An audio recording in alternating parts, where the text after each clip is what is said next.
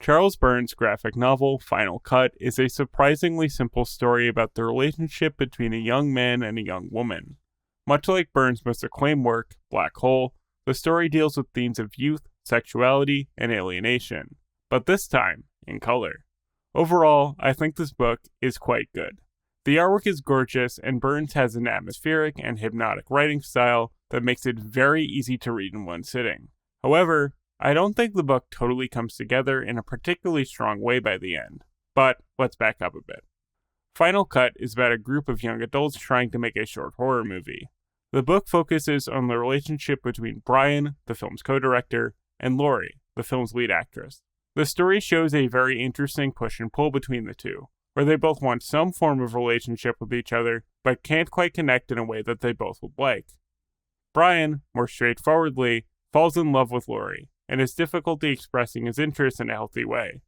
And Laurie is interested in Brian, but in a more analytical way.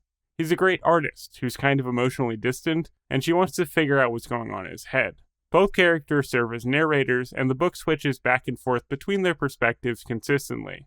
And as a result, I think both characters are pretty well fleshed out, to a point. From the two books of his that I've read, I think Burns is very good at writing flawed, unhappy characters. Laurie's inner monologue is often bitter, angry, and dismissive of the world around her, whereas Brian's inner monologue is very inward and isolated. Most often, he's just thinking about himself.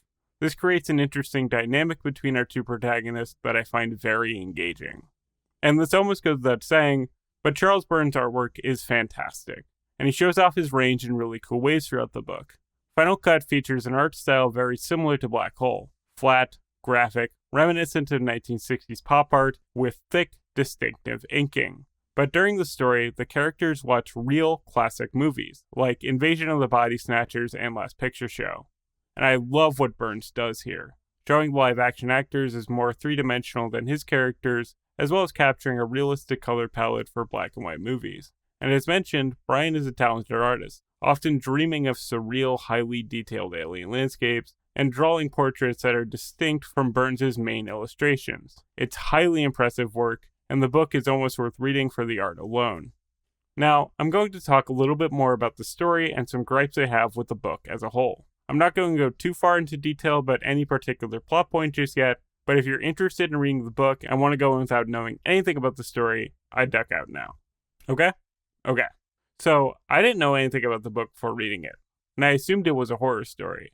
I had read Black Hole prior, which had some very disturbing body horror, and the cover of this book is very ominous. So the entire time I was reading it, I was waiting for the other shoe to drop, for the story to take a turn and reveal itself as something violent or otherworldly. And the story does take a surprising turn, but not into horror. The book remains character-focused and grounded in the mundane world, save for a few dream sequences. And to be clear, personally, I think that's fine. It was kind of a pleasant surprise, actually. Brian is shown to have some kind of behavioral disorder and a difficult home life, so I was ready for him to become a disturbed killer. But he never did, and that's interesting. This is a story about its characters, not a scandal. However, my main issue with this book is that by the end of the story, it doesn't feel like Burns explored both characters in a satisfying way. Okay, full spoilers now. You've been warned. 3, 2, 1. So, about 2/3 into the book, one of the other actresses in the film, Tina, drunkenly confesses her feelings for Laurie and they kiss. This doesn't come completely out of nowhere. It is foreshadowed in an interesting way, but is dropped for a while afterward. But eventually, Laurie and Tina do get together, and Brian catches them having sex. And then we skip ahead to some point in the future where Laurie goes to Brian's house and tries to reconnect with him after he's become seemingly much more withdrawn. But it doesn't make a difference. He's too distant from her now. Afterward, Laurie and Tina meet up and they affirm their love for each other. The book ends with Brian and the other people involved in the film all watching the unedited footage they shot. Brian thinks it's terrible and imagines his ideal version of the film. This then transitions into Brian imagining his ideal life, where he's in a relationship with Laurie and they live happily ever after. But in real life, the film ends and the book closes with Brian and the others obscured by darkness. While this is a powerful ending in some respects, I think the last act of this story is a little undercooked. I understand part of what the author's going for here. One of the book's core themes is Brian feeling alienated from others. He dreams of himself on distant planets. He draws himself as a brain watching a projector, and as a mushroom drawing a human eyeball.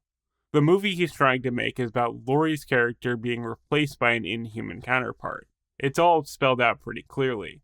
So, ending the book with Brian imagining his ideal life where he's alone with Laurie, only for him to actually be in a dark room, feeling alone while surrounded by others, makes a lot of sense thematically. I think we're supposed to take away that Brian has a highly delusional view of his relationship with Laurie, and that he's left dreaming of a version of her that doesn't exist, while, in reality, she's totally happy without him.